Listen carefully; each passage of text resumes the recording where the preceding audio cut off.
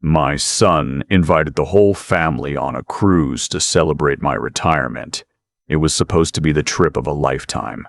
Then, on the third night, I watched my son-in-law slip something into my drink, and my daughter whispered in my ear, "Don't react. I've been waiting for this moment." I am 63 years old. I spent 31 years working as a civil engineer for a municipal contractor in Columbus, Ohio. I built bridges, managed drainage systems, supervised crews in the rain and the heat and the cold. I was not a wealthy man by any Hollywood standard, but I had done well enough. A house paid off in Dublin, a retirement account that had grown steadily, a life insurance policy, and a small lake property in rural Michigan that my wife and I had bought 20 years ago and always planned to grow old beside. My wife passed 4 years ago. Breast cancer stage 4, diagnosed in January and gone by October.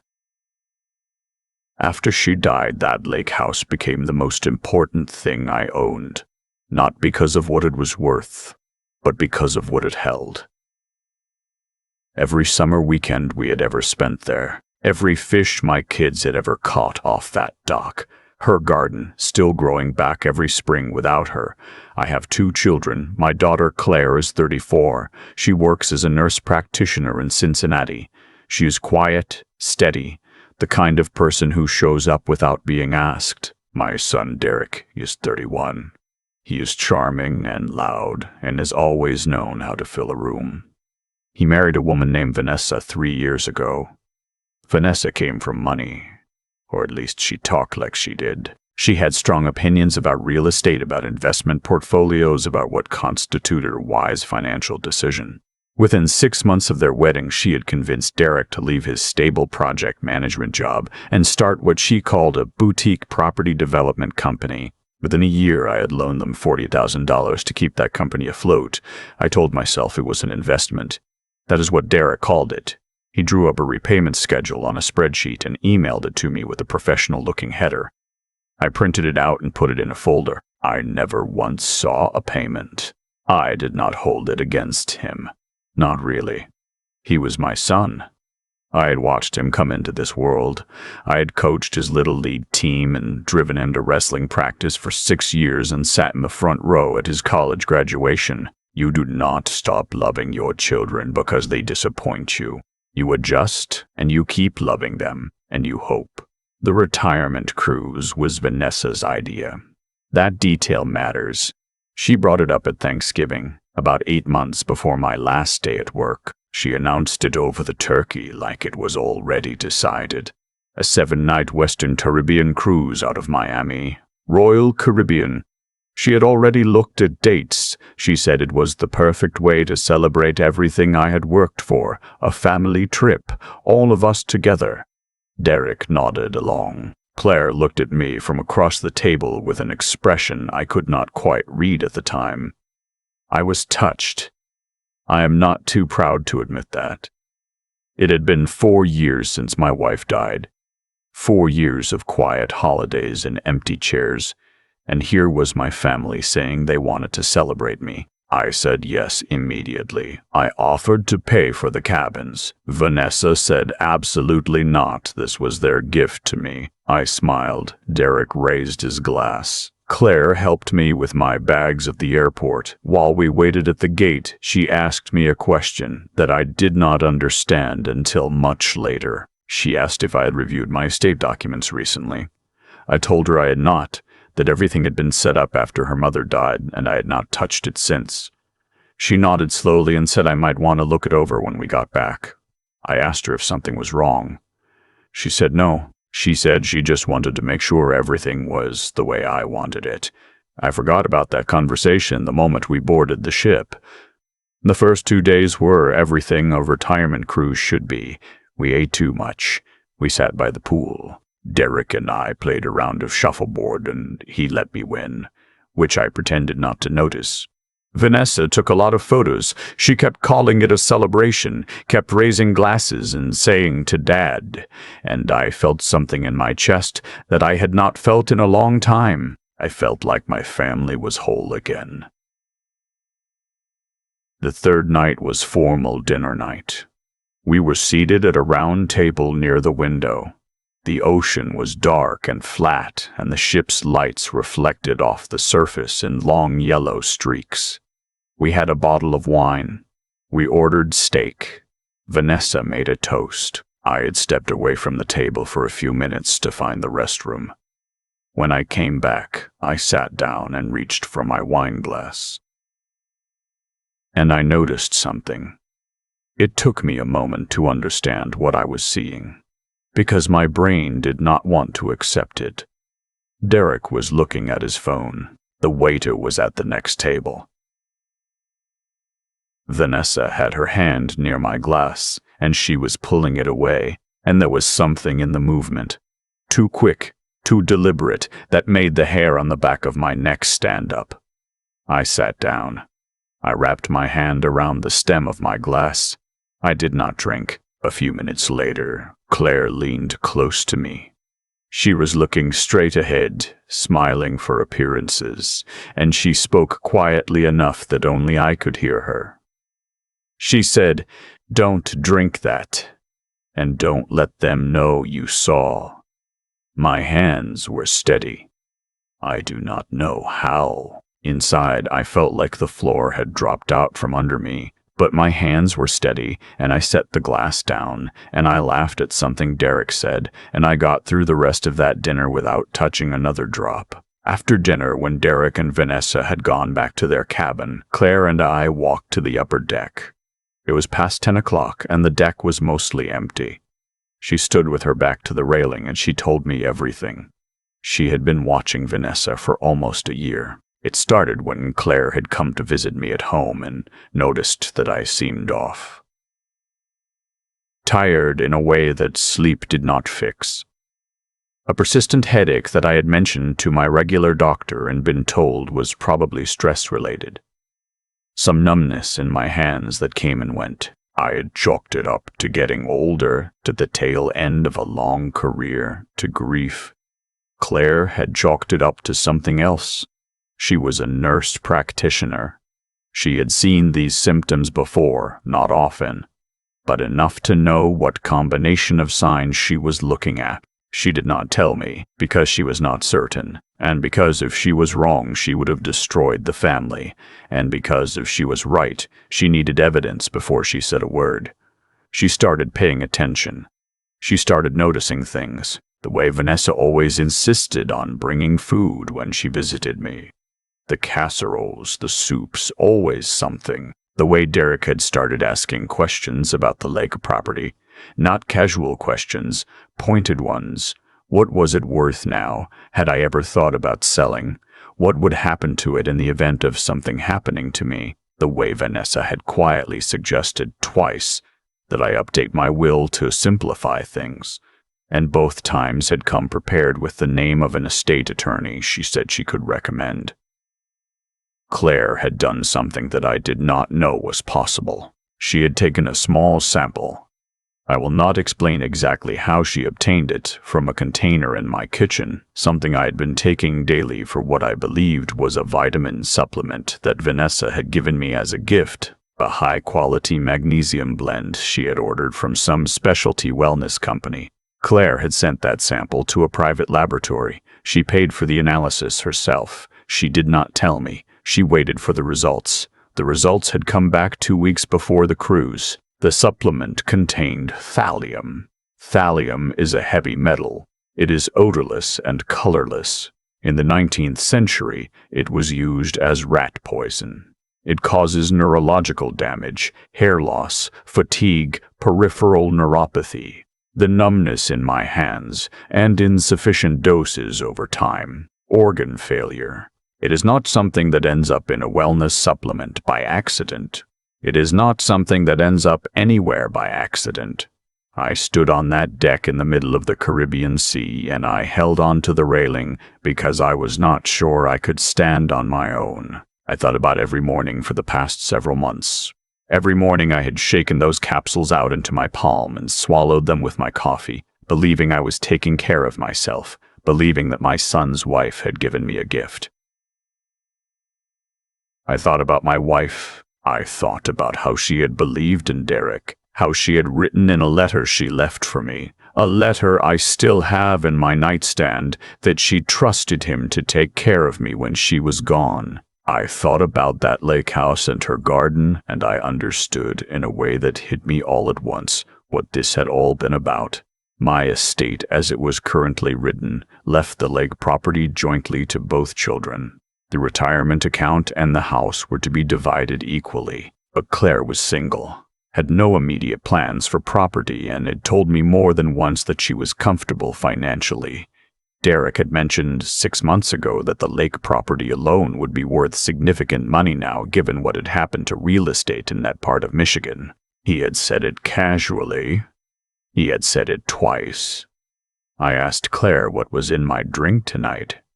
She said she did not know for certain, but she had recognized the motion. She had seen it once before on a shift when a patient had been brought in under suspicious circumstances. She said she could not be sure what it was, only that she was not going to let me find out the hard way. I asked her what she wanted to do. She had already thought about it. She laid it out clearly, the way she does everything, methodically and without emotion. She said we had a laboratory report. She said we had a documented pattern of behavior.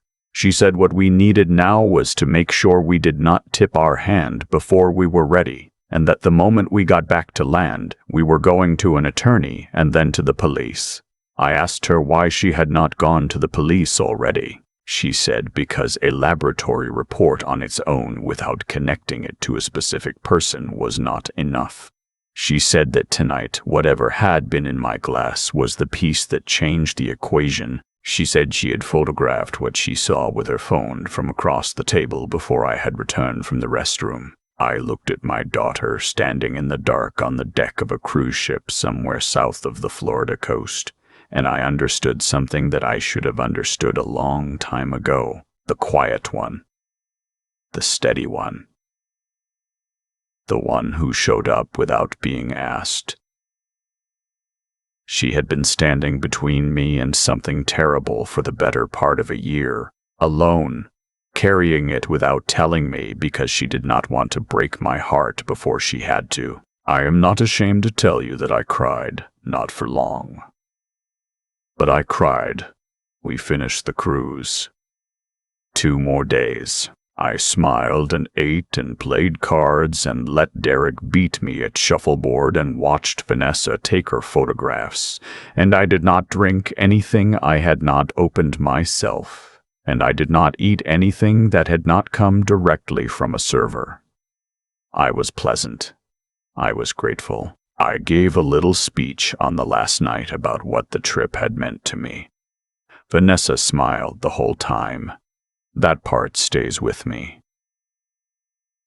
The morning after we got back to Ohio, Claire and I sat down with a family law attorney that Claire had already identified and pre-screened. We brought the laboratory report. We brought Claire's photographs from the dinner table. We brought a timeline that Claire had been quietly building for months.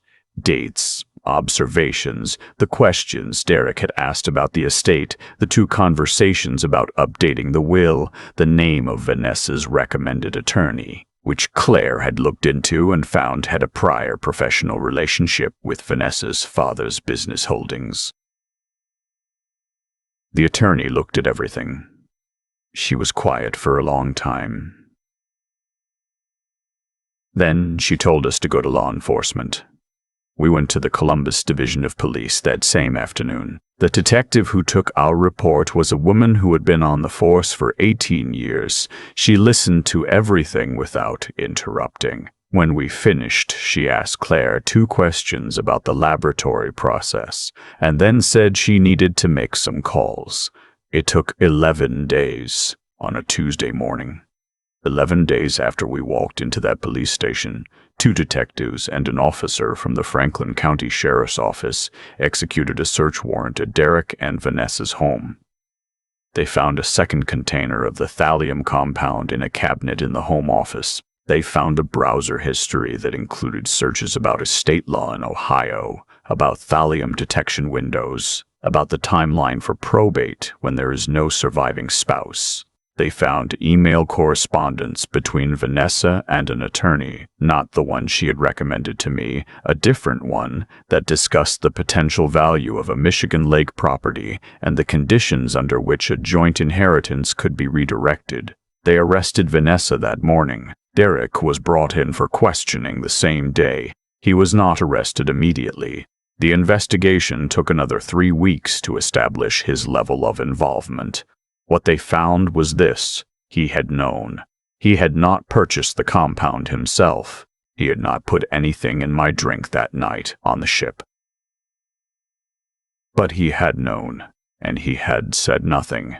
And in the emails they recovered, he had asked Vanessa once how much longer it would take. How much longer it would take. I have read that sentence in the police report more times than I can count. Each time it lands differently. Sometimes it feels like grief. Sometimes it feels like something colder than grief. Something that does not have a name I want to use. Derek was charged as an accessory. Vanessa was charged with attempted murder and administering poison with intent to cause bodily harm.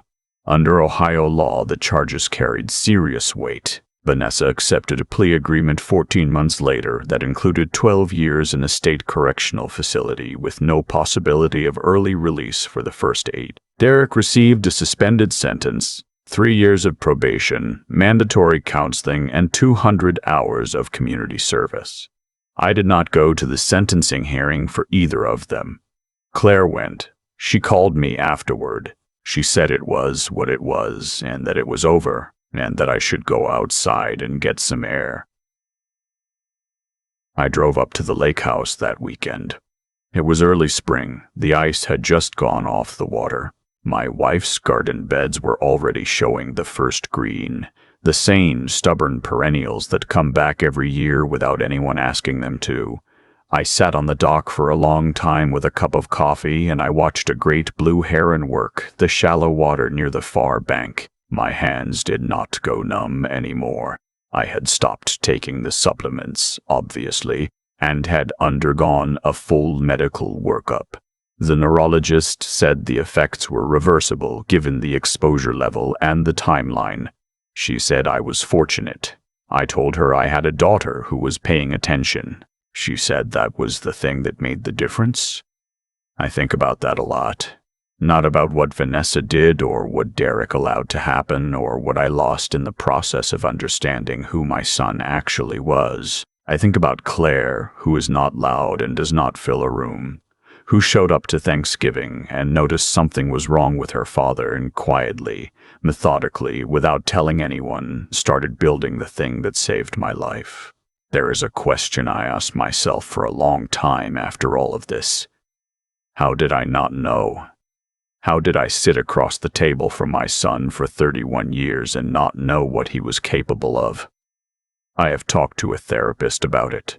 I have talked to Claire about it. I have sat on that dock and turned it over and over, the way you turn a stone in your hand, looking for the answer on the underside. What I have come to is this: you cannot know a person completely. You can love them completely, and you can know them well, and you can still be wrong about the thing that matters most. That is not a failure of love. It is just the truth about people, even the people we made. What you can do is pay attention. You can notice when something feels wrong, even if you cannot name it. You can ask the questions that are uncomfortable to ask. You can be the person in the room who does not look away. Claire is coming up to the lake house next month. We are going to open the dock for the season together, get the boat in the water, start the grill. Just the two of us. I am going to cook the same thing I cooked every Memorial Day weekend when the kids were growing up. Burgers and corn, and my wife's baked beans from the recipe she kept on an index card taped inside the cabinet door, the one I have never thrown away. I am 63 years old. I have a paid-off house and a lake property and a retirement account, and a daughter who will drive 3 hours on a Saturday because her father needs company. I have my health back. I have the heron on the water in the morning. I have the index card inside the cabinet door. I am, against all reasonable expectation, doing fine. If you are watching this and something feels wrong, in your family, in your health, in a relationship that used to feel safe, please do not wait for certainty before you start paying attention. Certainty comes too late. Pay attention now, and if you have someone in your life who shows up quietly, without being asked, without needing credit for it, tell them what they mean to you. I waited too long to tell mine. I have spent a lot of time trying to understand how something like this happens inside a family. Not inside a stranger's family, not in a news story, but inside mine. The answer I keep coming back to is not a comfortable one, but I think it is an honest one. The choices people make are the truest version of who they are, and those choices do not appear out of nowhere. They are built slowly, over years, out of smaller decisions that were allowed to go unchallenged. Vanessa did not wake up one morning and decide to poison her father-in-law. She had spent years building a version of the world where other people's lives and well-being were simply variables in her own equation. Every time that thinking was rewarded, with money, with access, with influence, it grew. Derek did not become someone who could ask how much longer will this take about his own father suffering overnight. He had been choosing, in small ways for a long time, to look away from things that made him uncomfortable. Those small choices accumulated into the thing that nearly killed me. That is the part people do not talk about enough. The big betrayals are always built on a foundation of smaller ones. Every compromise of character is a brick. Most people never notice the wall going up until it is already finished. What Claire did, the patience, the precision, the willingness to carry something enormous in silence for nearly a year, that was also built over time, not by accident but by practice. She had spent her entire adult life in a profession that required her to pay attention when it was hard, to stay steady when things were frightening, to act on evidence rather than on what she wished were true. Her intelligence was not just native ability, it was the result of years of showing up, of doing the difficult thing when the easier path was available. There is a version of this story where I never come home from that cruise, where Claire does not notice the symptoms, or notices them and says nothing to protect the peace, or brings it up once and lets it drop when it becomes awkward. In that version, the outcome is different, and no one outside my family ever knows why. The difference between those two versions of the story is not luck. It is character. It is the accumulated weight of choices made quietly, without applause, over a very long time. What I want you to take from this, if you take anything at all, is not fear. I do not want you to look at your family with suspicion or to wall yourself off from the people who love you. What I want you to take is attention. Real attention. The kind that costs something. The kind that notices when something feels wrong even before your mind can name it. The kind that Claire practiced her whole life and then used when it mattered most to save mine. Pay attention to the people around you. Pay attention to the patterns, not just the moments. And if you are someone's Claire, the quiet one, the steady one, the one who shows up without being asked, please know that what you do matters more than you will ever be told. I am telling you now.